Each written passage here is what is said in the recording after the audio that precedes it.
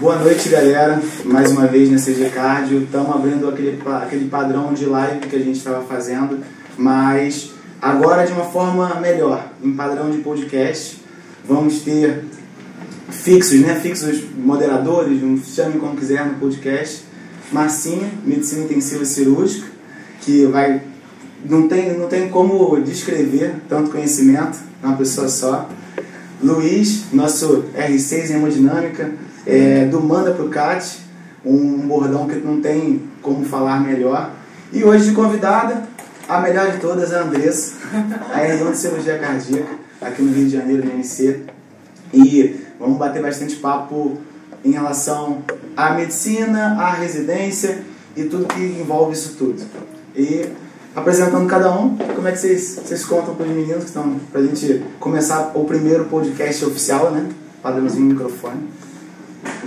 Primeiramente, Marcinho. Bom, prazer estar aqui com o pessoal. Espero que esse papo seja agradável, útil principalmente para as mulheres aí que querem enveredar pela medicina, pela cirurgia cardíaca. Acho que a Andressa vai ter muita coisa interessante para contar. Então...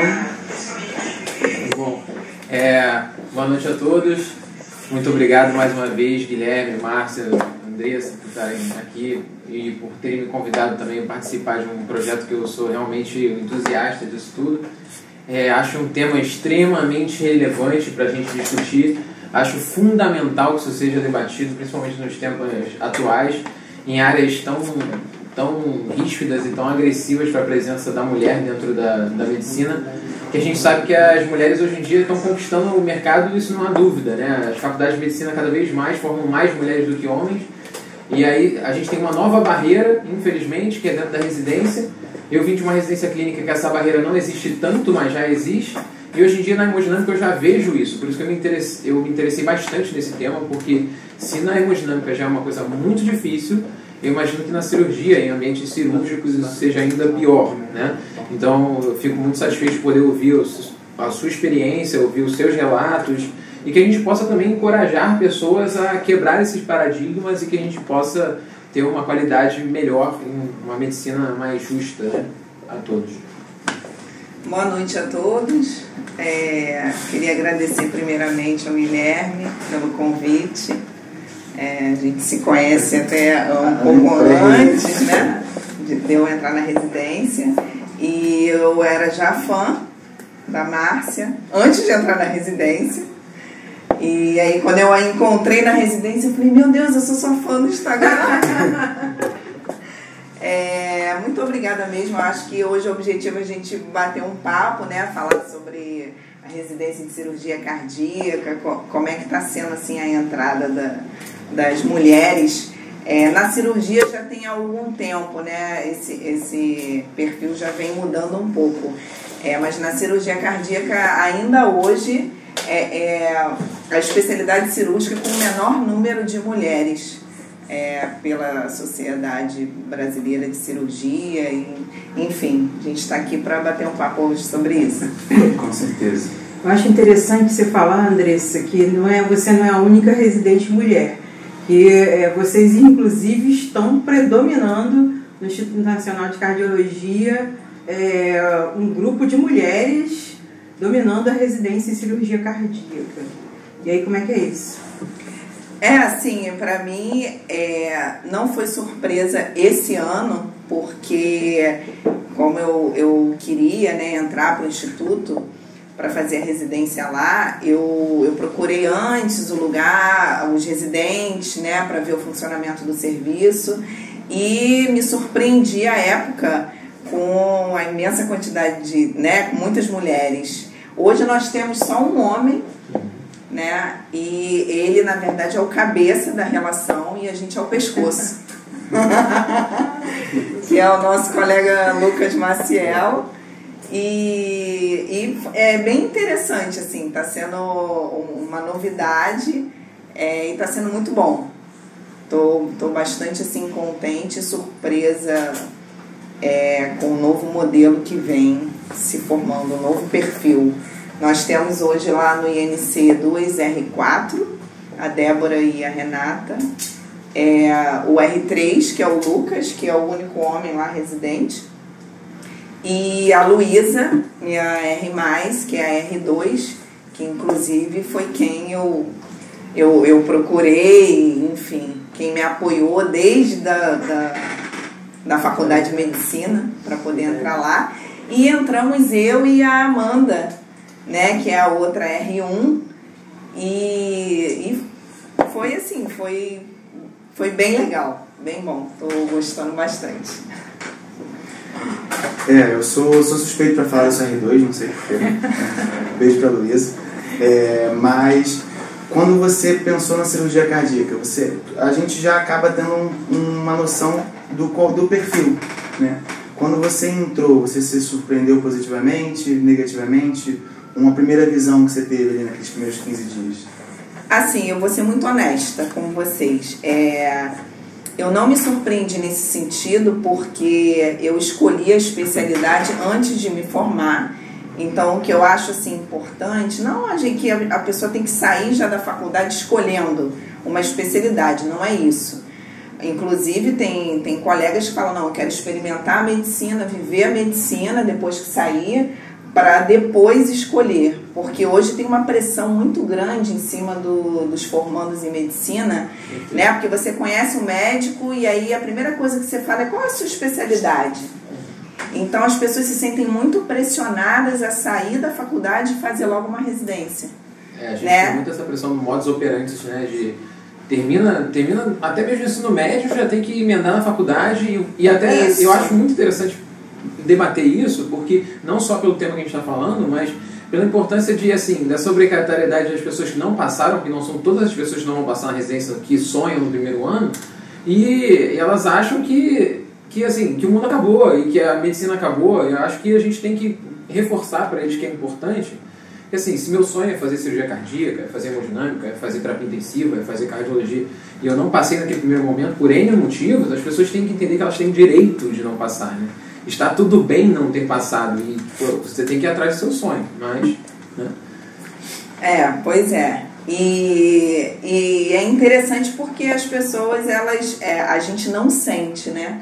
Mas isso fica no nosso subconsciente, então você forma, você tem que fazer uma prova, você tem que passar, porque tem que ser naquele ano, e aí acaba que muitas pessoas escolhem alguma especialidade por curiosidade, para ver como é que sem pensar muito, às vezes, no outro lado, né? No serviço, no comprometimento da instituição com você, de toda uma dinâmica, uma logística para receber o residente, né? As pessoas ensinam, têm um trabalho, doam os seus tempos ali e depois a pessoa vê que de repente não é bem isso.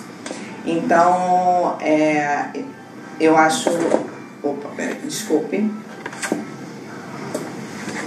Então, voltando à sua pergunta, não me surpreendi no sentido da especialidade, apesar da minha universidade não ter o serviço de cirurgia cardíaca, né? O que foi bom para mim, porque como a minha instituição não oferecia o serviço, eu acompanhei a cardiologia clínica desde o início da faculdade, porque eu sempre gostei de cardiologia, inclusive inicialmente a minha ideia era fazer cardiologia clínica, e depois, passando o tempo na faculdade, eu me identifiquei com um perfil mais cirúrgico e me encontrei naquilo que eu vim para esse mundo para fazer. Quando foi assim, na faculdade que você decidiu que queria fazer cirurgia cardíaca? Você estava falando da pressão por escolher uma especialidade, mas no seu caso, quando foi? E como é que foi a reação das pessoas, seus colegas de turmas, seus professores, quando você falou que queria fazer cirurgia cardíaca? Então, diferente do que vocês podem imaginar, a reação dos colegas à minha escolha, na verdade, não foi muito... Porque a reação dos meus colegas foi quando eu entrei na faculdade. Né? Porque eu entrei na faculdade, eu formei agora em novembro, estou com 38 anos, formei em novembro agora, né? Então eu entrei já com 30 e pouquinho na faculdade. Então aí foi a surpresa, porque eram vários adolescentes, 17, 18 anos, E eu não sabia, assim, como que ia ser. Então, a gente teve vários momentos, assim, né, de convívio, porque você vive mais com os seus colegas de turma do que com a sua família, né? Sim. E aí, com o tempo, eles foram, a gente foi se acostumando. Para mim foi muito bom ter convivido com eles, eu aprendi demais. É você chegar num lugar onde você tem, né, você se julga com mais experiência, porque você tem mais idade, e você se depara com pessoas que têm muito mais conhecimento do que você em várias áreas, e você tem que lidar com isso. Você chegar e falar, não, peraí, eu tenho o que aprender, eu tenho que... E foi muito bom para mim. Então, quando eu escolhi a área cirúrgica, eles falaram assim para mim, Andressa, a gente não sabe, né? A gente nunca sabe quando que a gente vai entrar para residência, mas a gente não tem dúvida de que você vai conseguir entrar para sua residência, seja lá o ano que for. Tem um dos cursos maiores propriamente para fazer residência acaba falando, né? A gente acaba fazendo muito para entrar na faculdade, que é o primeiro passo, o primeiro pulo, mas quando você se forma antes de qualquer residência, se você passar ou não, você é médico, né? Então te permite trabalhar e conhecer tudo que você busca, né? Mesmo sendo médico generalista, você pode acompanhar um cardiologista, você pode acompanhar um centro cirúrgico, você pode buscar conhecimento nisso tudo, você tem a base. Então, o passo maior você tem, né? Mas, em relação à cirurgia cardíaca, o que te fez mudar para a parte cirúrgica? Foi quando eu passei pela disciplina de cardiologia na faculdade. Eu acompanhava a cardiologia desde o segundo período. Eu comecei a acompanhar com a professora Maria do Carmo, da Escola de Medicina e Cirurgia.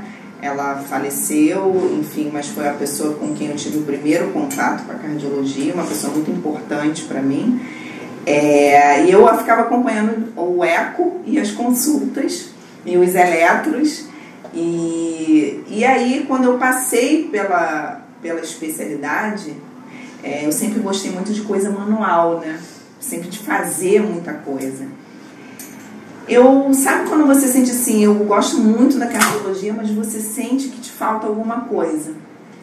E aí, tinha duas grandes amigas minhas, a Stephanie e a Amanda, não sei se elas devem estar assistindo, elas falavam, olha, eu tenho certeza que é cirurgia cardíaca. Eu falei, que cirurgia? Eu nunca entrei, acho que 4, 5 vezes no centro cirúrgico da minha instituição, porque eu fui assistir uma vesícula, uma vez não consegui ficar 10 minutos, eu falei, mas como é isso? Não, Andressa, você tem um perfil. Eu falei, cara, eu não sei, mas me falta alguma coisa. E elas falaram assim, poxa, então você tem que experimentar, porque se te falta alguma coisa, né? E eu sempre, né, eu gostava muito de ver cirurgia cardíaca, estudava cirurgia cardíaca por conta da cardiologia.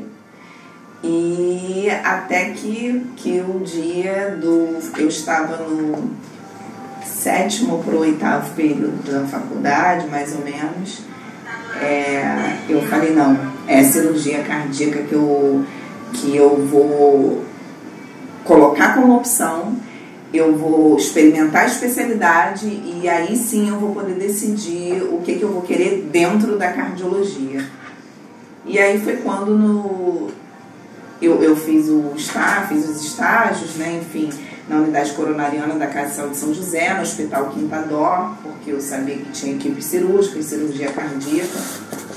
E assisti minha primeira cirurgia cardíaca em maio de 2019.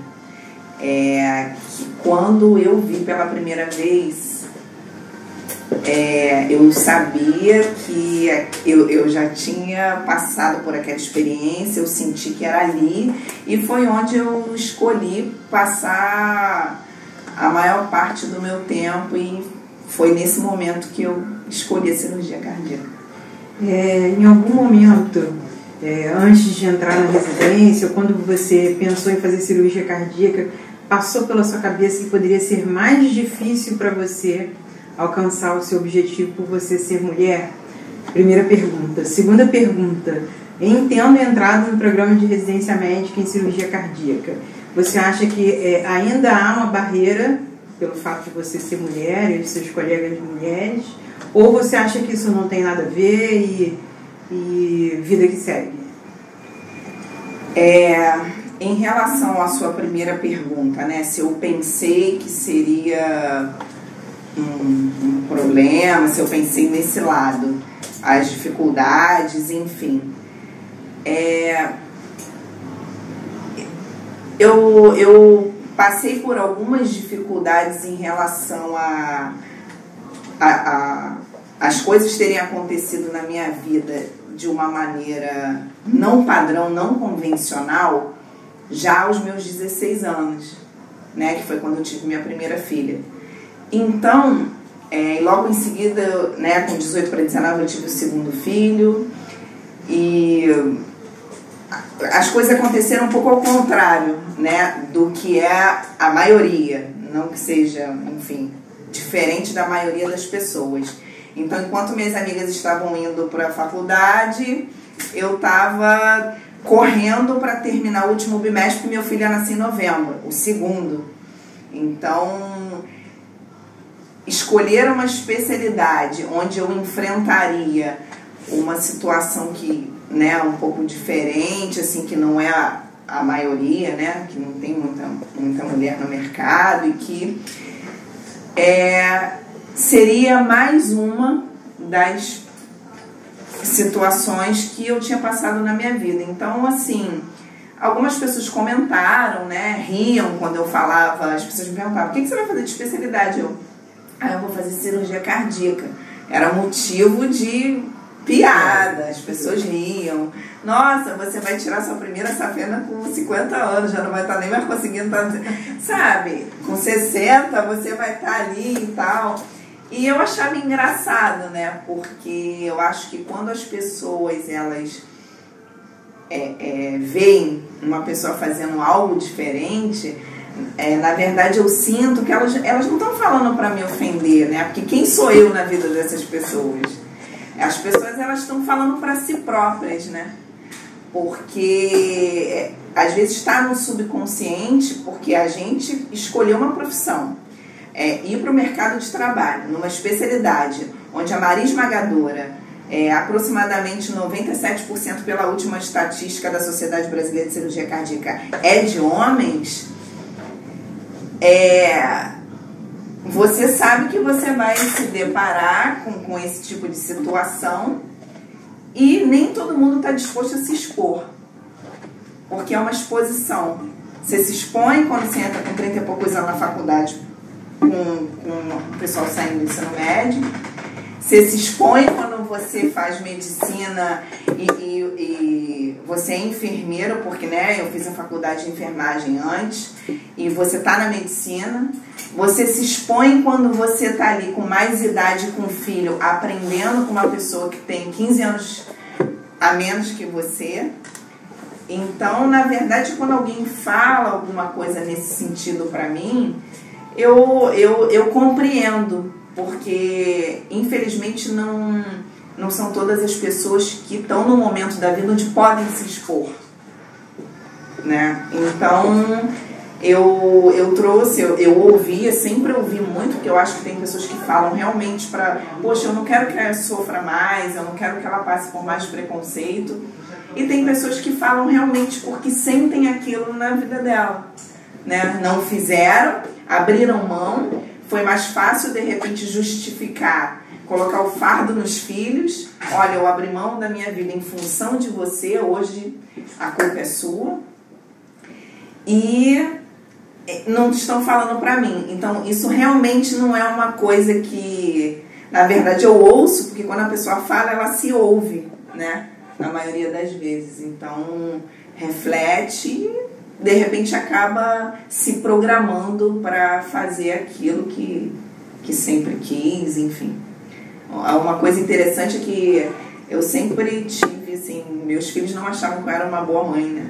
Porque eu estava sempre fora, trabalhando, estudando, e eles tinham uma visão de boa mãe, aquela mãe que ficava, que levava à escola, que tinha o contato da professora, e eu não sabia, às vezes perguntava qual é a série que tá, eu falava assim, peraí. Então, e eu falei, poxa, mas estranho, mas eles conversavam comigo sobre tudo, né? Desde droga, relação sexual, besteira que eles faziam, eles me contavam. Eu falei, mas a gente tem uma relação e eles têm uma fala que não, mas é a forma como a gente encontrou para viver.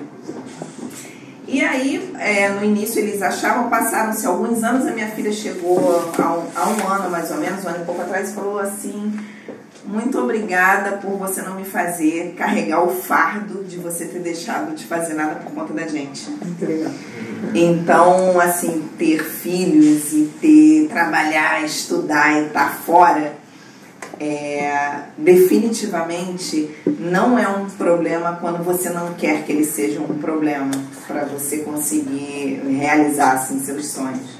É muito legal ouvir você falando isso, né? Porque hoje em dia, na minha cabeça, por exemplo, no meu caso, eu acho que não ter tido filhos me ajudou a ter sucesso, né? Então, interessante isso que você colocou, achei lindo, e estou fazendo um contraponto com a minha situação. Eu acho muito interessante porque, por exemplo, para quem não sabe, eu nem conhecia a Andressa. Apesar de a gente trabalhar no mesmo hospital, eu não a conheço, né? E que é assim... Pessoal, pelo seu Instagram, que eu tô assim, eu imagino o pessoal que esteja assistindo a gente, ou que vai ouvir a gente após, né? Eu tô impressionado, assim, porque você tem uma história de resiliência e de quebras de tabus em sequencial, né? De quebrar um falso paradigma que eu sou muito contra, né? Por isso que eu bato tanto nessa tecla, que eu tô, assim, realmente impressionado, porque eu não te conheço, aí você fala que entrou na faculdade de medicina com 32 anos. Hoje em dia eu tenho 32 anos, eu não fiz uma residência, estou no 6º ano de residência, não fiz a residência direta. E aí é como eu já sou um pouco um exemplo disso, de vou fazer uma residência tão longa, mas será? Eu não vou formar muito tarde? Eu terminei a faculdade com 23, eu vou fazer 6 anos de residência para ser estaticista e aí vou formar com 29? Meu Deus, a minha vida acabou, eu vou ser velho e tal. Aí eu vejo, nossa, 32 anos, hoje em dia eu sou uma criança, entendeu? E aí você mostra uma resiliência absurda, um outro patamar, um outro nível totalmente incompreensível com o meu, que entrei na faculdade com 32 anos, já tendo passado todas essas coisas que a gente até problematiza, né? Problematiza, que se eu engravidar, eu lembro que eu falava isso há muito tempo, eu falava às pessoas, assim que eu casei, as pessoas, não, você... E aí, quando é que vem o filho? Eu falava, não, calma. E eu tive até um problema pessoal assim, porque eu falava, não, Deus me livre e tal. E depois eu me arrependi muito, porque eu acabei batendo nas pessoas que se ofenderam porque não tinham dificuldades para engravidar. E às vezes a gente vê situações do dia a dia, da nossa vida, como a vida nos impõe, como problemas muito grandes, que você mostra para as pessoas que assim, as coisas acontecem e a nossa vida não acabou, a vida continua. Você tem uma resiliência que você mostrou milhões de exemplos e eu acho que você vai continuar falando aqui pra gente e vai enriquecer ainda mais a nossa história. Eu te agradeço por isso, porque eu não te conhecia e é muito gratificante, é um absurdo assim, estar do seu lado assim, para você poder demonstrar assim, uma força absurda que pode ter certeza que no dia que eu chegar cansado da residência, eu falar, meu Deus do céu, por que eu fui escolher fazer 6 anos de residência? Eu não aguento mais aquele staff e tudo mais. Sabe o que você vai lembrar? Eu vou lembrar e falar assim, cara, pelo amor de Deus, eu não posso reclamar de nada, vamos lá e vida que segue, eu tenho a vida toda pela frente, você tem a vida toda pela frente, você vive isso, dá pra ver do jeito que você fala. Acho que a Marcinha quis dizer justamente isso, que que não existe um caminho certo, né? Não sou eu que estou certo, não é o Guilherme que está fazendo a minha residência, não é você, não é a Márcia, não existe caminho certo, cada um vai ter a sua história, né? É muito interessante isso, poxa. Assim, é uma coisa que eu acho importante destacar, né? Porque às vezes as pessoas falam assim, nossa, mas como que você com 2 filhos e você conseguiu estudar e você fez enfermagem, medicina? Assim, não tem mágica, né? Eu não sou, nossa, mas a Andressa conseguiu.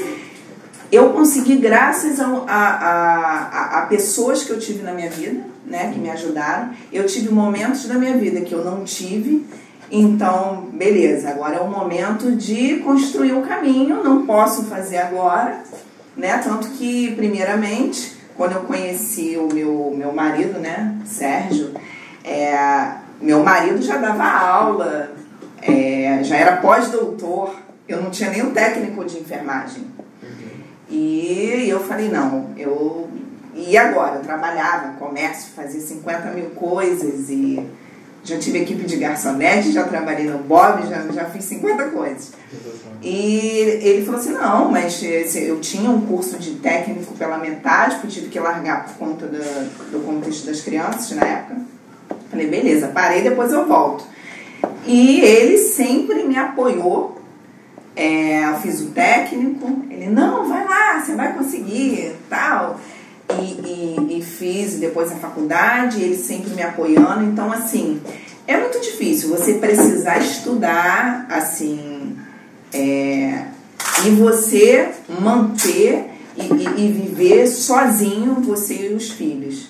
Então, é claro, né? Eu falo pro meu marido assim, eu falei assim, poxa, eu te agradeço muito se não fosse você, eu não teria conseguido. Ele fala assim, teria demorado mais tempo. Né? Porque a gente escolhe, aí a gente segue. Às vezes o caminho, você vai por um lugar, você vai por outro. Um exemplo que uma filósofa, uma professora de filosofia que fala, ela dá um exemplo. O alpinista, ele crava lá em cima, ele não pode ter dúvida, porque se ele tiver dúvida de onde ele vai cravar, ele morre. Mas quando ele está no caminho, tem hora que ele fala, pô, essa pedra parece escorregadia, aquela outra não, deixa eu ir por aqui. Às vezes se arrepende, troca. Então tem vários caminhos que a gente segue e a gente tem dúvidas, mas o que a gente vai cravar lá em cima para chegar, eu acho que isso aqui não pode ter, porque aí tem pessoas que vão ajudar a gente, que vão facilitar a nossa vida, que vão nos apoiar. Vai ter momentos que não vai ter, então vai ser um pouco mais difícil. Então, assim, meu marido é a pessoa que eu escolhi, né, para viver até o final da minha vida, uma pessoa que eu tenho muito carinho, e ele foi fundamental para me apoiar e eu conseguir estudar e chegar na residência de cirurgia cardíaca. Legal. Essa é a parte mais enriquecedora de estar com vocês no podcast, né? Cada um com uma situação muito específica. Por exemplo, como o Luiz falou, eu estou no R2 de clínica, tenho 25 anos, estou com vocês aqui na mesa. Para mim, dividir essas experiências é inenarrável, é uma honra, né? E a partir disso, falar também por quê. Você, desde sempre que eu conheci, eu sempre olhei para sua história e falei, cara, que diferente, que representatividade no que faz. Mas uma coisa que é legal, que você sempre bota no seu diálogo, em psicologia mesmo, propriamente dito, a gente ensina muito hoje em dia que os jovens, as pessoas em torno da geração Y propriamente dita, que bate 25, 30 e poucos, é uma geração muito tecnológica, que busca tudo com muita pressa. E muita pressa que acaba perdendo um foco, né? A primeira coisa que a gente acaba estudando e vê, que eu tento colocar pra gente, pra mim, e vejo vocês colocando para vocês, independente de onde chegar, fazer com respeito, mas saber onde você vai chegar, né? Ter um foco, e esse foco fazer por você. Você tem sua família, você teve seus filhos, você é exatamente a representatividade da pessoa que viveu a vida, viveu bem com todas as escolhas e focou no seu resultado. Você falou assim, eu sempre quis fazer isso aqui, e foi até o final e fez. Isso que é o mais difícil no tempo, né? Que é um tempo que quando a gente está no nosso presente, a gente às vezes olha lá para frente e fica com medo do que vai acontecer, né? E fazer esse passo a passo, quanto mais longe, dá mais medo. E o legal de passar essa experiência aqui é muita gente que pode ver a gente dar um estímulo, porque às vezes a pessoa precisa de... tem muita pólvora, né? E às vezes você, falando isso, às vezes você é a faísca dela, para ela saber que ela pode fazer a residência dela, pode ter o filho durante a primeira residência e consegue focar, fazer um plano para isso tudo, né? Que é o mais difícil. Então, que a gente tome isso também como um incentivo para o outro olhar a vivência de cada um, independente da idade e independente de onde você quer chegar, saber que não precisa ter tanta pressa, e sim o foco, a meta. Olha, acredito que a mulher entrando hoje na residência de cirurgia cardíaca, se ela quiser curtir o filho dela por opção, por 1 ano e meio a 2 anos, 2 anos, ela não vai fazer a menor diferença na vida dela. Ela, inclusive, pode usar para... Eu não vou ficar só na parte teórica das técnicas cirúrgicas durante 2 anos e depois eu pratico. ou pratico na minha casa, ou não quero, eu vou parar 2 anos, eu vou fazer seja lá o que for e depois eu vou voltar. E, porque vai demorar a entrar no mercado, porque vai demorar para conseguir fazer. Eu definitivamente, eu não acredito nisso, porque, as pessoas me falavam assim, Andressa, mas você vai entrar na residência em cirurgia cardíaca, como assim? Você nem, né, passou pela cirurgia geral, agora mais especificamente falando do programa de cirurgia cardíaca.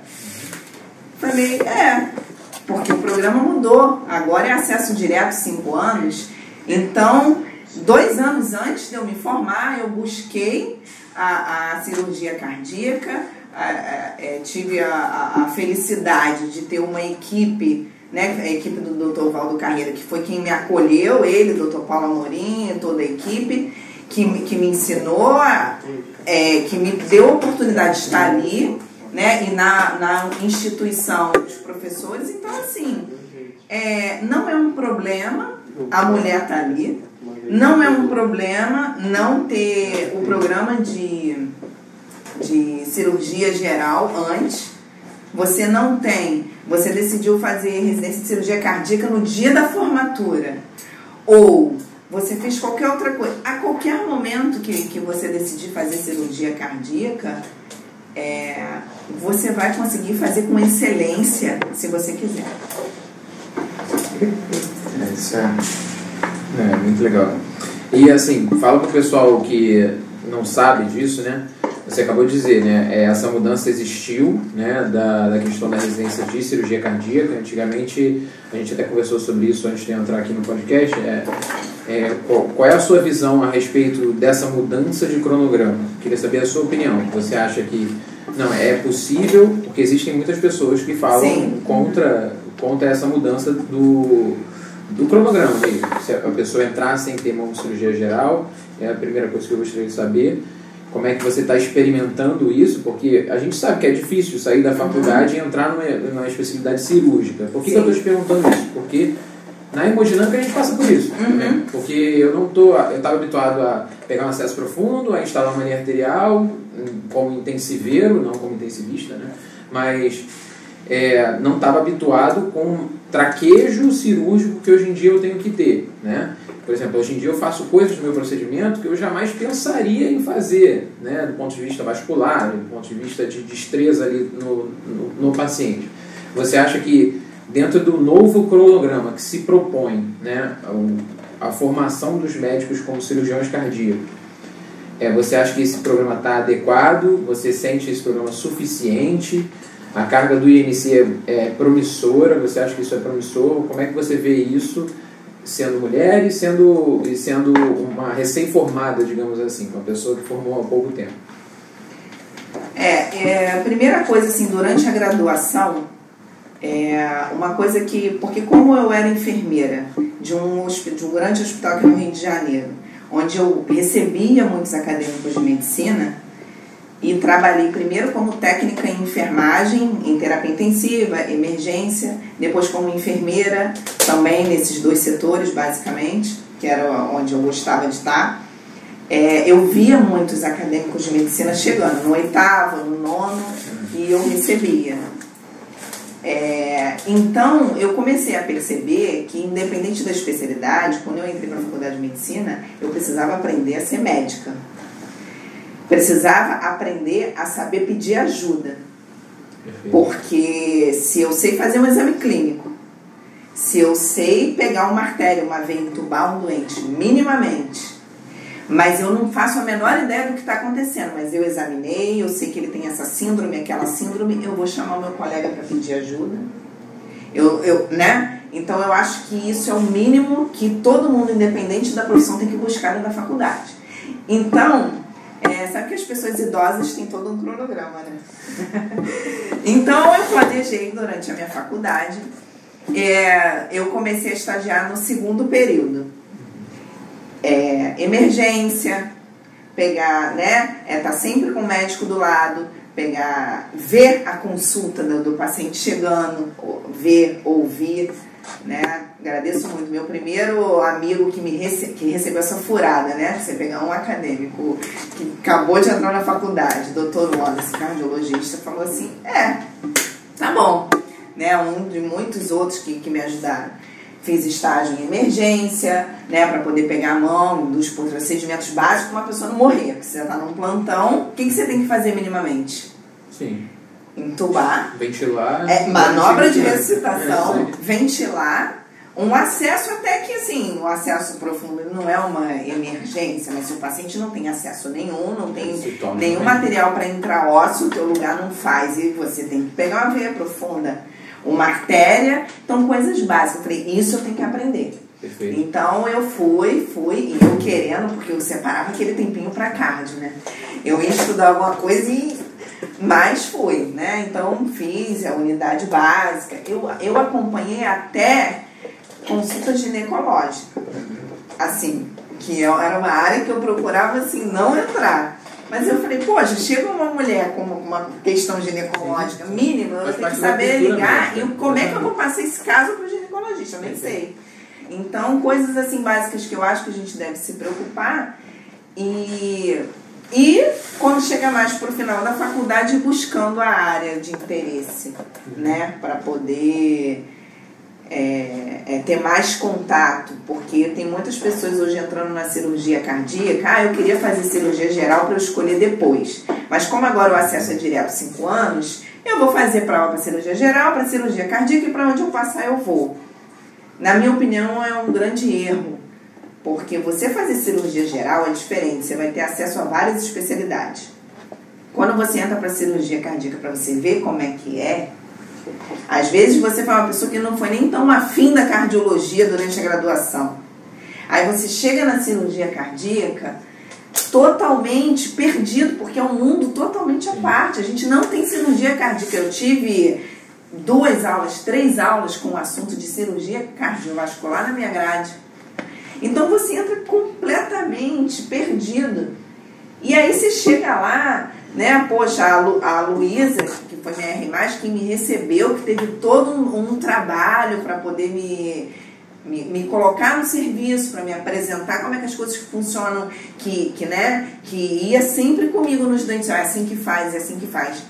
E eu tinha alguma experiência de cirurgia, de cardiologia, né? Por conta do estágio de unidade coronariana. E ainda hoje, eu como R1, né, é um mundo. Mas você vê isso como barreira, o fato de você não ter sido preparada, não, como no programa convencional anterior, fazendo cirurgia geral e depois... Não é um problema. Porque eu peguei no porta-agulha a primeira vez para fazer uma sutura diferente do que um ponto simples no 9º período. Mas como é que você vê as pessoas que não tiveram esse altruísmo todo durante a faculdade? Por exemplo, a pessoa chegou no 12º período e ela optou por aquela coisa extremamente academicista, papel e livro e, amanhã eu estou na INC, na residência de cirurgia cardíaca.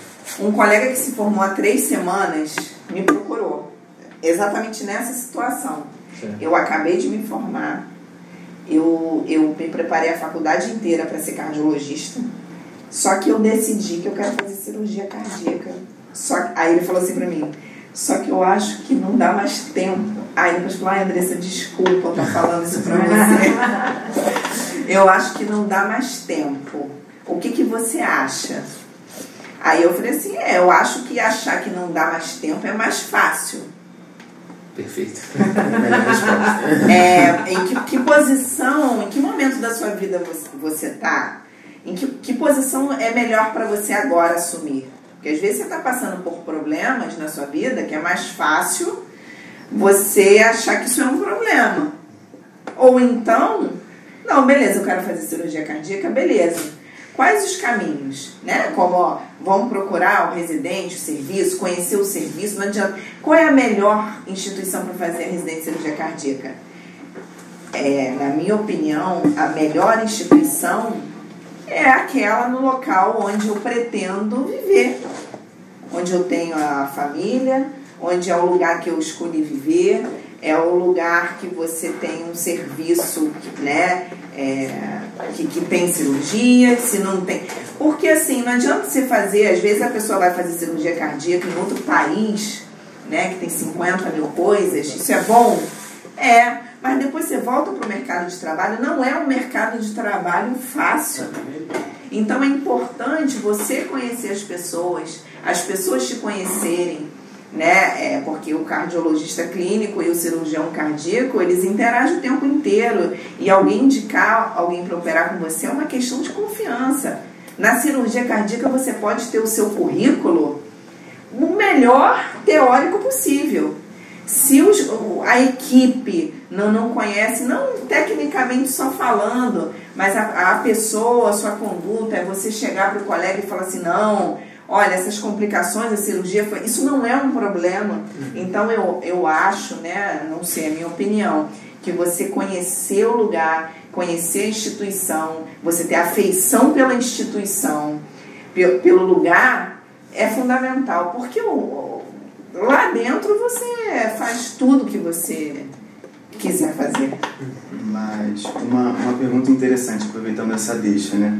Em relação a trabalho, também eu concordo, eu também tive essa mesma dúvida, onde fazer residência, porque onde você faz residência, um dos requisitos é conhecer as pessoas conhecerem seu trabalho, você ter uma relação boa com as pessoas do meio, e isso gera confiança, né? Não só o conteúdo teórico, né? Mas, por exemplo, em clínica, tudo é muito diálogo, tem muita estrutura de artigo, tanto da parte de cardiologia que tem mais artigo, então a gente consegue conversar tudo baseado em artigo, em experiência. Na cirurgia cardíaca tem sim os guidelines, todos eles, mas como que eu convivo dentro da cirurgia? Como que é a sua relação com aqueles profissionais que te veem entrando sem uma residência que até outro dia não tinha geral, né? Entrava um profissional com 3 anos de geral, ele não sabia nada de coração, tudo bem, mas ele sabia ajudar às vezes o primeiro cirurgião melhor do que a gente que está chegando cru. Então foi provavelmente um desafio, né? E a segunda pergunta na minha cabeça, tento ver as coisas pelo lado dinâmico, né? Você, quando tinha 3 anos de cirurgia geral mais 4 de cardíaca, você tinha um total de 7. Né? Agora você tem 5, mas são 5 no mesmo lugar, com as mesmas pessoas, fazendo a mesma coisa. Se você acha que essa curva de aprendizado pode ser, no início sim, mais difícil, mas pode ser melhor a longo prazo, no modelo de 5 anos. Né? O primeiro contato que eu tive com um cirurgião cardíaco, eu falei assim, o primeiro que eu tinha uma visão, eu falei, meu Deus, como que eu vou chegar? Né? A equipe, né? A equipe do Dr. Val. Tem um cirurgião da equipe que, né, o Dr. Paulo Amorim, Dr. Val, tinha outras pessoas na equipe, e eu falei, eu vou me apresentar porque eu vim para assistir a cirurgia cardíaca, que graças ao Dr. Gustavo Gouveia, que eu perguntei se podia ir, ele conseguiu para poder assistir a cirurgia. E aí eu falei, meu Deus do céu, aí fui ver o currículo das pessoas e tal, falei, como que eu vou chegar, né, não sei o quê, eu falei, meu Deus do céu, o cirurgião tem residência na Alemanha, fala não sei quantas línguas, não sei o quê. A gente coloca ele no pedestal. Pedestal. Você vê, aí eu falei, mas eu vou chegar, né? E aí, o primeiro contato que eu tive foi uma péssima experiência. Tinha que ser, não tinha a primeira pergunta que eu fiz, eu tomei um fora que ele achou que eu não voltaria mais ali. Aí eu falei, E aí a gente começou, quando o Dr. Bob me perguntou o que eu queria fazer de especialidade, que eu falei cirurgia cardíaca, ele falou, então você fique à vontade para ir às outras cirurgias, se você quiser. Eu falei, o senhor vai se arrepender desse convite. E aí eu comecei a conviver com os cirurgiões.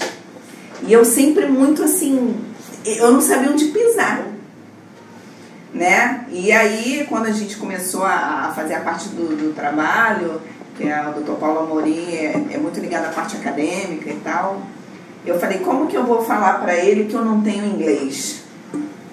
Porque eu não tenho inglês.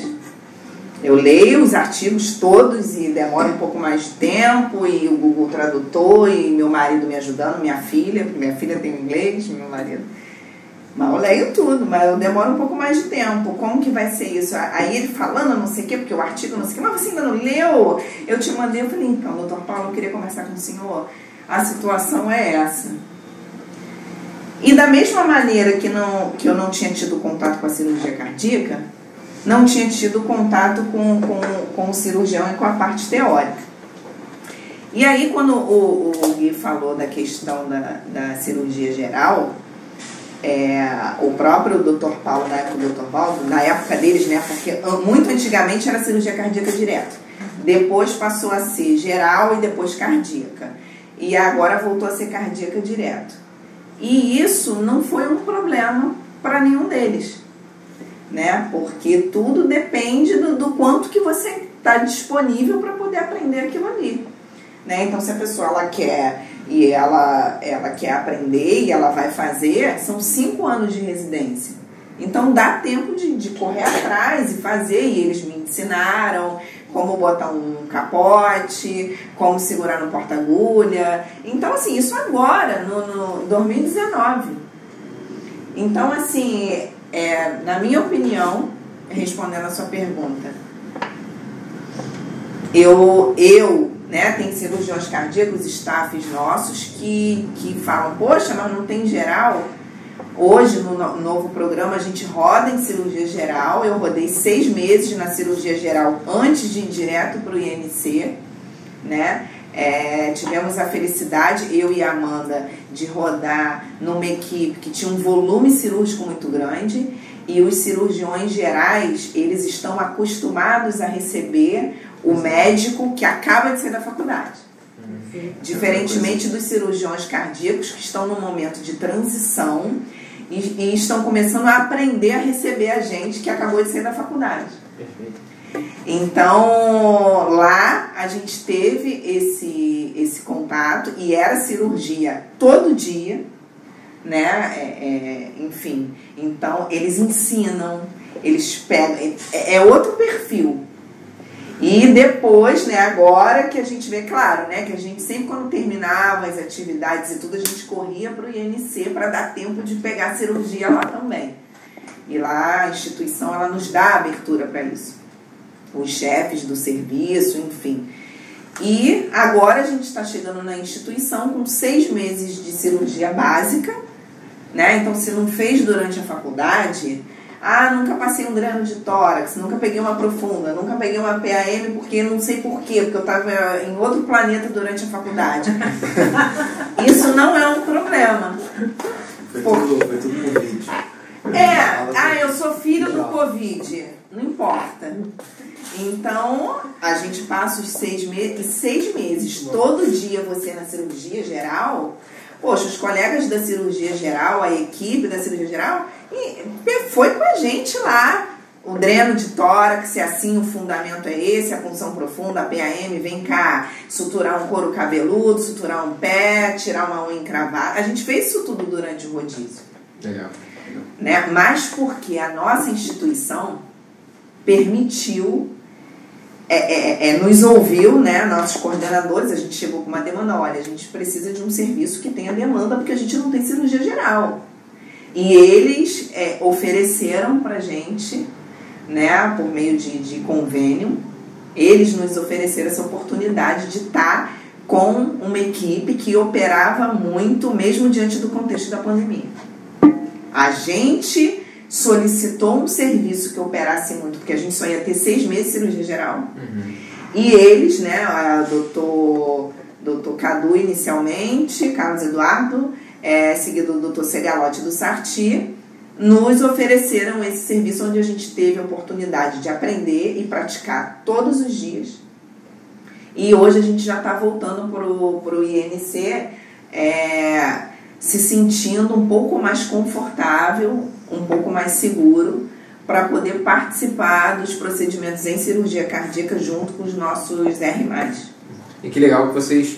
Porque a gente sabe que às vezes esses convênios existem, mas eles existem às vezes mais teoricamente do que na prática, né? que bom que vocês foram bem recebidas lá, né? Porque eles poderiam interpretar, olha, a gente vai ensinar uma pessoa que vai ficar aqui 6 meses com a gente. Tem algumas pessoas, né, a gente sabe que se compõe de staffs ao longo de um serviço de residência de grande porte, de alto volume cirúrgico, são muitas pessoas, né? E às vezes uma pessoa não é tão disposta contra a outra, mas que bom que eles receberam tão bem para ensinar, sabendo que vocês em breve sairiam, entre aspas, né? Isso vai se renovar, vão entrar novas pessoas, mas não fazem parte do serviço onde vocês estão treinando a cirurgia geral. Mas que bom que eles receberam vocês, né? De forma bem, a equipe bem de staff da cirurgia geral que a gente teve a oportunidade de rodar é uma equipe que já de muita experiência, que já está acostumada a receber residente de cirurgia cardíaca. O ambiente da residência não é um ambiente de flores. Olha que legal, vem cá, amigo, eu vou passar o dreno de tórax, vou dar para você e não vou fazer. Não é assim, todos nós sabemos disso. Mas eu tenho 2 opções. Ou eu vou perder os meus procedimentos ou eu vou caçá-los em algum lugar.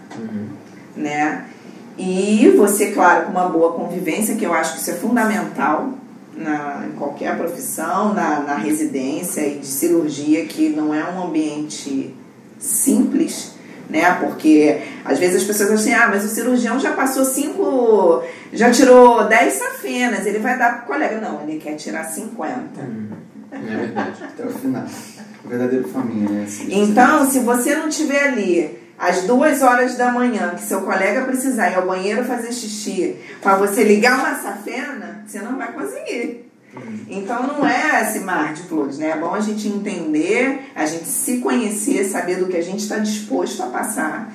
E para poder, lá, essa equipe, os staffs nos receberam, nos ensinaram, os residentes, os colegas também, mas também mostramos interesse. Não, olha, estamos aqui, queremos, né? Tem cirurgia de madrugada, a gente está aqui também, ó. Se precisar da gente, a gente vai. E com o coleguismo, a gente vai ganhando as coisas, né?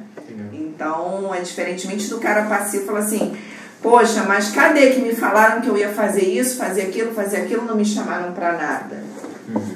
Então é muito fácil também a gente culpar a instituição, né?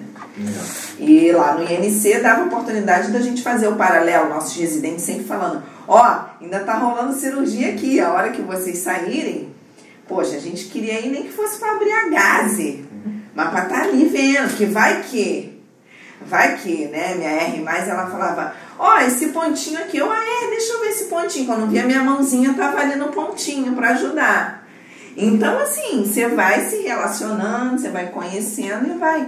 Então, resumindo, o que eu falo é beça. Se deixar, todo mundo já percebeu. Eu falo muito. Se você ficou perdido durante toda a sua faculdade, não sabe onde esteve, tirando a parte do porém, se você decidiu agora que você quer cirurgia cardíaca, se você é mulher, quer engravidar, se você não quer ter filhos e, sinceramente, isso não é um problema se você não quiser que seja um problema. Legal. Muito bom, muito bom. Legal. Muito bom. Isso, muito bem. Não tem o que questionar, né? Mostra que só basta querer e ir em relação às suas conquistas e estar presente, fazer-se presente, treinar em casa, você tem tudo em casa, você treina em casa, você treina 2 horas da manhã estando lá, ajuda tanto sua R igual, seus R's mais. Medicina é parceria, né? Muitas das vezes é ir tentando, ir conquistando.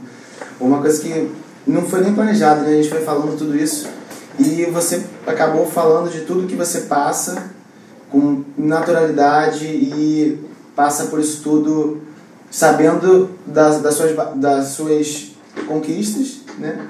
E ser mulher nisso tudo não de forma alguma te limita em nada, né? Isso é bom, a gente deixar isso natural como foi no podcast, na realidade. Porque a gente em momento nenhum quase parou para falar por causa disso, por causa daquilo. Mas foi importante você chamar a atenção disso, porque eu acho que eu peco um pouco nesse sentido, porque como eu já venho de umas situações de Quebra de paradigma. Quebra de paradigma, então acaba que isso meio que passa batido, né? Mas que eu percebo, existe sim diferença entre mulher e homem, existe sim um tratamento diferenciado, não assim, na nossa instituição, no INC, a gente realmente, assim, porque nós somos a maioria, né? Se nossos chefes resolvessem tratar diferente, ia ficar difícil pra ele. Tô brincando, mas assim, lá realmente, assim, o ambiente é diferenciado, é um dos motivos que, né, eu escolhi fazer lá. Mas muitas colegas residentes de outros serviços que a gente conversa e tal, existe, né? Às vezes você tem residentes no mesmo ano de residência com a mesma competência técnica, inclusive às vezes você tem a mulher com uma competência técnica maior do que o homem, só que quem é escolhido para participar da equipe não é a mulher, é o homem. Isso existe sim, a gente percebe isso sim.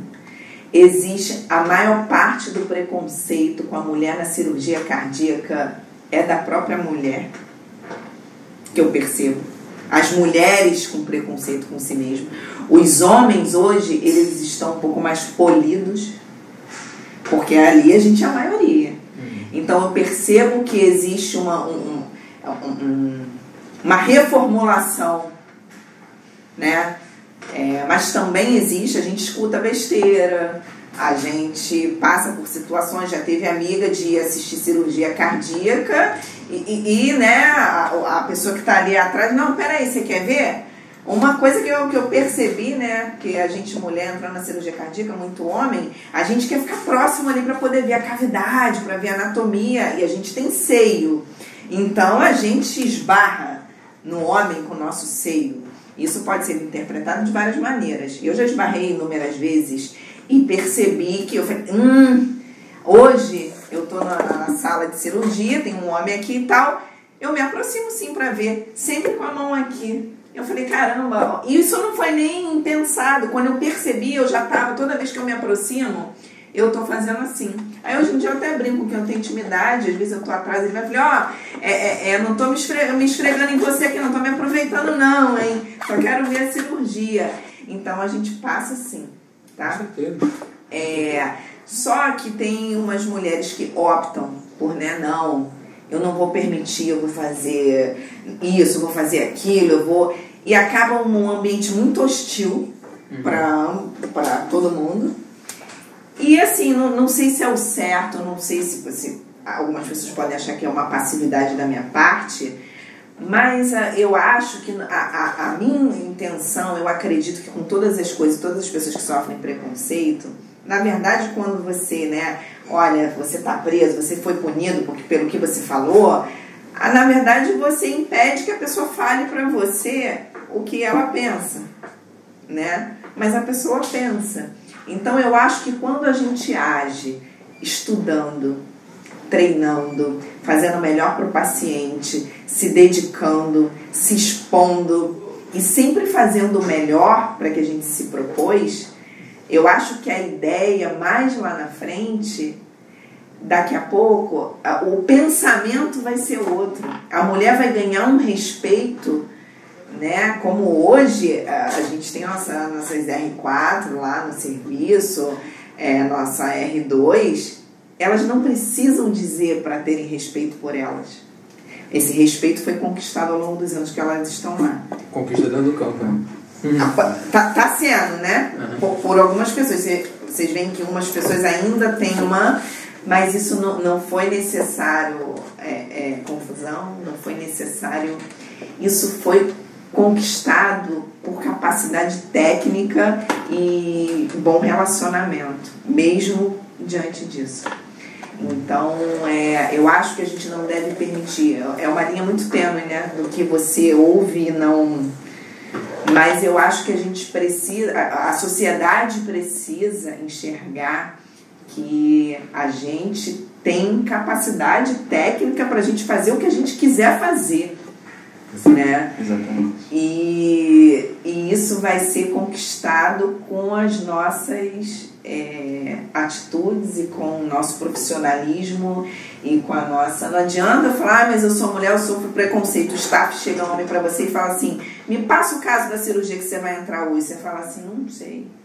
O seu não sei é diferente do Luiz. Se o Luiz chegar, o staff não vai pedir para ele passar o caso. O staff, de repente, estou dando exemplos e não estou dizendo que isso acontece, mas eu vivi experiência dentro da área cirúrgica, né? O staff vai falar assim, vem cá, Luiz, vem aqui que eu vou te passar o caso. Sim.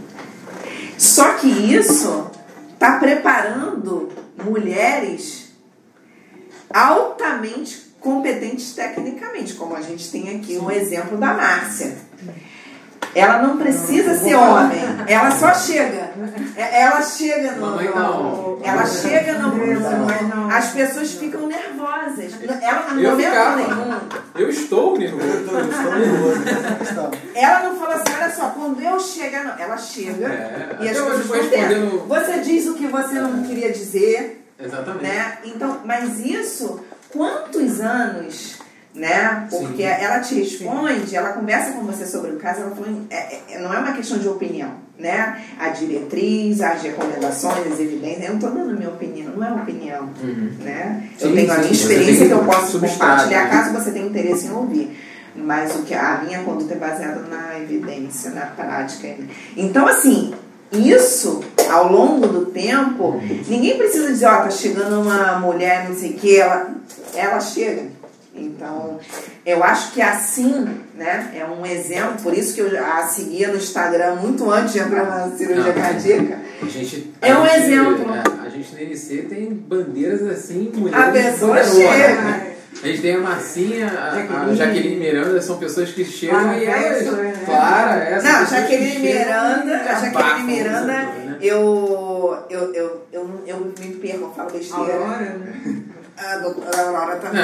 Então, assim, são pessoas. A minha R2, né? Ela é toda fofinha, mas é uma farsa. Ela fala com você assim, oi, não sei o que, não sei o que. Ela te dá o esporro da mesma forma quando eu faço alguma besteira.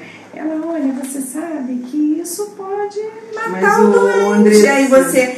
Então e tem um conhecimento do que está falando tecnicamente, porque presta atenção no que a gente faz. Então ela fala assim, você virou pra cá, ou você fez isso, mas e aquilo ali? Então isso, quando você vai convivendo com mulheres assim, você não precisa dizer que tem que respeitar a mulher, meu amigo, porque você simplesmente se respeita, sabe? Mas ainda assim, você ser mulher, ser intensivista, eu desafio vocês 4 a me darem muitos exemplos de mulheres em posição de liderança na terapia intensiva. Não vai encontrar. Você vai conseguir os dedos das mãos. Eu passei por uma experiência que eu nem pensava sobre isso. Assim, nunca passou pela minha cabeça esse exemplo especificamente. Eu passei por uma experiência semana passada. Eu estava num plantão. E eu fui esclarecer, o paciente ia ser submetido a uma cirurgia cardíaca, né? Estava em preparos dele. E eu fui lá para a família nervosa, tensa, que ninguém estava entendendo, mas porque a angioplastia é melhor, mais rápido para resolver. Luiz, desculpa, mas o caso era cirúrgico. Eu acho que não dá. Aí eles chegaram para mim, eu me apresentei, boa noite, Andressa, sou a médica do plantão. Eu vim conversar com vocês. Eu queria que subisse a esposa e a filha, porque cada um, ninguém estava entendendo, o marido queria que a filha soubesse. Eu falei, vamos conversar todo mundo junto. É melhor. Aí ele falou, então, doutora, o que é melhor? O stent ou a cirurgia? Eu falei, sou suspeita. Perguntou para a pessoa errada. Perguntou para a pessoa errada.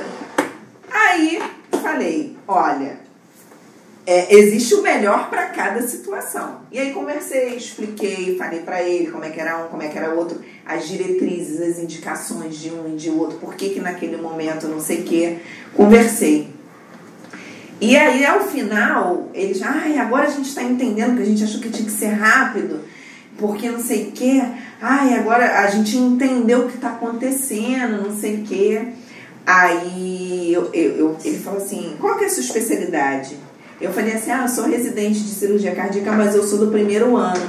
Ele falou, pô, se a senhora fosse cirurgiã cardíaca, eu escolhi operar com você. Nossa, legal. Não tem presente melhor. Eu falei assim, caramba, porque eu conversei com o doente, expliquei, nem sabe como é que eu dou ponto, se minha mão treme, se não treme, como é que é. Sabe? Então foi uma coisa que eu falei assim, caramba, As mulheres têm que saber disso e têm que ouvir isso. Porque a gente, né, não acha que vai ter uma dificuldade que a gente impõe. Então, quando a gente vê esses exemplos, né, na nossa vida, as pessoas não têm noção da diferença que elas fazem na vida de outras pessoas. Você, por exemplo, Márcia, você não tem noção, as pessoas não têm noção da diferença que elas fazem na vida das outras pessoas. Não ter noção a gente tem, mas a responsabilidade é grande demais. Às vezes é uma coisa que você fala assim, a pessoa guarda aquilo, se agarra naquilo e fala, caramba. Isso é incrível como você tem seguidores, tem internos, tem residentes, tem profissionais que trabalham com você no plantão que são cardiologistas de longa data e pensam isso de você. E muitas delas não te falam, você passa, às vezes a pessoa do outro setor, do outro CTI, Marcinha, chegou, maneiro, legal, aí para pra te ouvir. Isso as pessoas que a gente atinge sem a gente saber são as mais legais, né? Que a gente acaba deixando sementes de ideias, né? E é o que mais se torna ensinar legal e trabalhar bem, fazer medicina, né? Gui, eu fiz taquiarritmia quando eu vi a Márcia pela primeira vez. Porque o primeiro contato foi assim, Luiz. Eu falei, oi, bom dia, doutora. Eu sou residente da cirurgia cardíaca, estou fazendo meu plantão no pós-operatório. E ela, é? É mesmo? Quem foi o paciente que você viu? Eu falei, doutora, foi o paciente falando, então me passa o caso clínico. Eu falei, eu vou passar o caso clínico. Agora eu acho que vai dar errado. 150. Eu falei, vamos lá, respira, vamos lá. Então, assim, né? Você vê como é que é isso. Conte-me sobre, Luiz, da sua experiência na hemodinâmica. A mulherada ainda não chegou por lá? Não chegou. Infelizmente ainda não chegou. E eu até proponho a esse tema com muita frequência. É um ambiente muito machista, ainda é um ambiente muito machista. Acredito que talvez menos. A hemodinâmica se tornou uma residência, uma área machista, primeiro porque naturalmente existiam barreiras físicas, entre aspas, não físicas que eu digo, peso, força somente, mas questões, a carga de radiação era muito alta dentro de sala. E com isso já existia um receio de todos, de homens e mulheres, de que isso pudesse trazer consequências, porque não se sabia, até hoje não se sabe tão bem quais são as consequências que a gente vai ter a longo prazo, né? Por exemplo, meu pai trabalhou 30 anos com hemodinâmica com a carga de radiação 1000 vezes maior do que eu trabalhei, e nunca teve nada. Mas será que pessoas, mulheres, se tivessem mais mulheres expostas naquela época, talvez hoje tivessem problemas que a gente não sabe, porque a carga radiológica é muito alta, né? Eu fiz um procedimento no início da residência com 11 mil miligramas, que é o equivalente a você tomar 600 radiografias de tórax no mesmo dia, né? Então é uma coisa absurda. Então, essa ausência da mulher por barreira física, que eu digo de física, de biofísica mesmo, começou a existir. Depois a proteção radiológica entrou e os capotes eram extremamente pesados, ainda são muito pesados. E às vezes as mulheres acham que podem ver isso como um problema, mas isso também já está melhorando muito, porque os capotes já são muito mais leves, a carga de radiação já é muito menor, e existem mais estudos mostrando que a radiação não é tão danosa assim, né? Quanto se imaginava há 20, 30 anos atrás, né? Então, eu acho que, assim, você é uma pessoa, acho que Guilherme, Márcia, a gente está se propondo a fazer um podcast agora, acho que a gente acertou na mosca, porque depois para chamar essa mulher para conversar, a gente vai ter que pagar. Gente, eu falo demais, eu tenho história para contar. Eu acho que, assim, você terminando a residência, você é digna de um filme, assim. É sério, eu tô falando sério. Pode parecer brincadeira, mas é digno de um filme. Você tem uma história muito bonita que pode estar inspirando outras pessoas. Eu acho que o meu trabalho, entre aspas, o do Guilherme, da Márcia, a gente está aqui de coração aberto, ninguém está ganhando nada com isso, você também. O que você falou para mim é muito importante, a gente nunca sabe quem a gente está inspirando. A Márcia me inspirou demais na residência, assim. Guilherme, não conheci, me inspirou demais a crescer nas mídias sociais, que hoje em dia são uma realidade, entendeu? Ter conhecido ele fala, é uma honra estar com você aí, que tem... Cara, não sou nada na frente dele, nada, pelo contrário, sou um colega médico que agora estou tornando um amigo, entendeu? E você também, assim. Então, acho que histórias inspiradoras inspiram pessoas a serem cada vez mais fantásticas, e a gente tem tentar buscar, dentro de um mundo tão opressor e tão cheio de dicotomias e bipolaridades, acho que a gente tem que tentar aproximar as pessoas que você expôs da melhor forma possível, entendeu? Às vezes as pessoas querem levantar barreiras tão fortes e tão agressivas que perdem o argumento. É aquela coisa de, às vezes você está cheio de razão, mas você cresce tanto, você extrapola tanto dentro de um relacionamento, um casamento, uma sua amizade, às vezes você extrapola tanto que você perde a razão. É aquele famoso perder a razão. E eu acho que você, em momento nenhum, aqui perdeu a razão. Pelo contrário, você foi muito íntegra. Parabéns por ser esse retrato de mulher e de pessoa, né? De pessoa que você é. Não só mulher. A gente veio aqui para discutir um assunto específico e você expôs... Eu falo a beça, né? Mas expôs 300 fantásticos. Que é aquilo. Eu acho que se a gente perdeu o nosso tempo, pegou trânsito, nosso tempo para estar aqui numa vida corrida de médicos, né? Somos todos médicos. Mas a gente puder estar inspirando, você puder estar inspirando uma menina que está ali terminando a faculdade, putz, será que eu faço? Será que ela está nos ouvindo? Ou um homem que terminou a faculdade e acabou de engravidar a namorada, ou o técnico de enfermagem que sonha em ser médico, o enfermeiro que sonha em ser médico, ou vice-versa, ou o médico que não quer mais ser médico, entendeu? Às vezes eu já falei. Até porque eu sonhava ser enfermeira. Eu só fui pensar em medicina muito depois, porque... Esse shift de carreira hoje em dia é muita realidade. A gente está tendo uma mudança muito grande. E trocar, o momento que a gente resolveu trocar, troca. Exatamente. Sabe? E pronto, e começa de novo. E vai. Cara, eu acho que o mais importante é a gente chegar assim, ao final da vida e ficar pensando assim, poxa, mas e como seria se eu tivesse tentado? Eu acho que deve ser a pior sensação. E a gente acaba passando isso para as pessoas que convivem com a gente. É no trabalho, a gente, né, você vê a pessoa reclama de tudo, é material que não presta, né? É a comida, é o não sei o que, é porque sempre tudo um problema, aquilo é ruim, sai de casa, não tem prazer. Aí você vai ver, vai buscar na história, ficou alguma coisa. Ficou alguma... Então, assim, deve ser uma sensação, eu imagino, assim, deve ser uma sensação muito ruim. Então, não importa, assim, não importa, faz.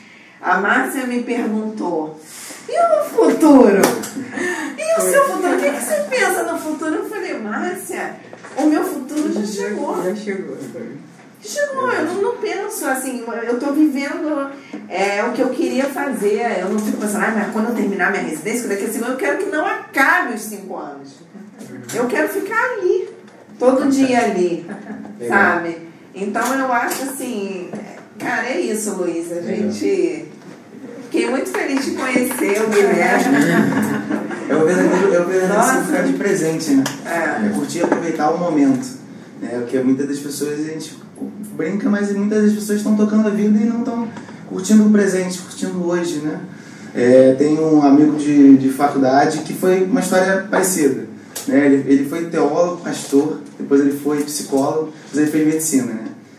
Então ele no meu grupo ele era diferente de todo mundo, o Rodolfo, muito bom. E ele explicava uma coisa pra gente que eu achava legal, que é o que a gente faz aqui, sem às vezes botar nomes, né? Mas é um relacionamento de copos cheios. Você está realizado no que você faz, você exala a felicidade.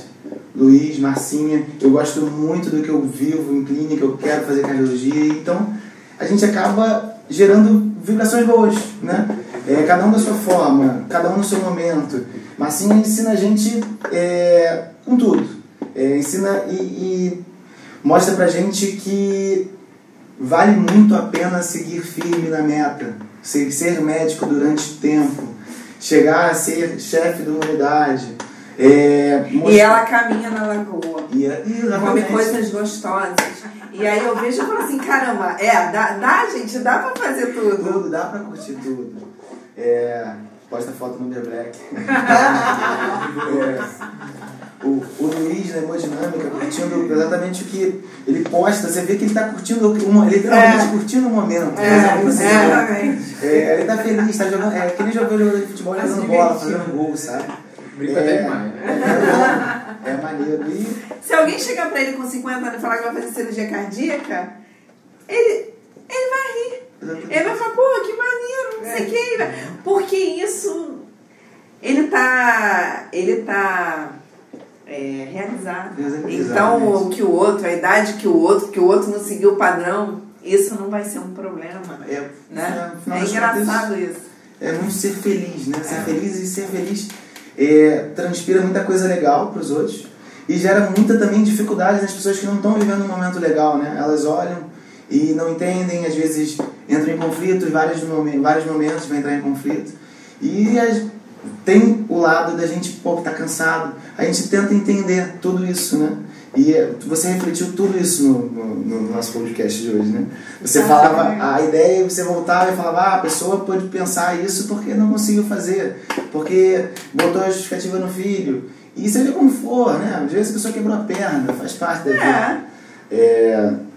A gente pode, tô até fechando, né? Porque tá 1h30 de podcast, tá acima, não sei nem, a gente pode fazer um modelo do YouTube propriamente dito disso tudo. Falar 2 horas e tem papo pra isso, né?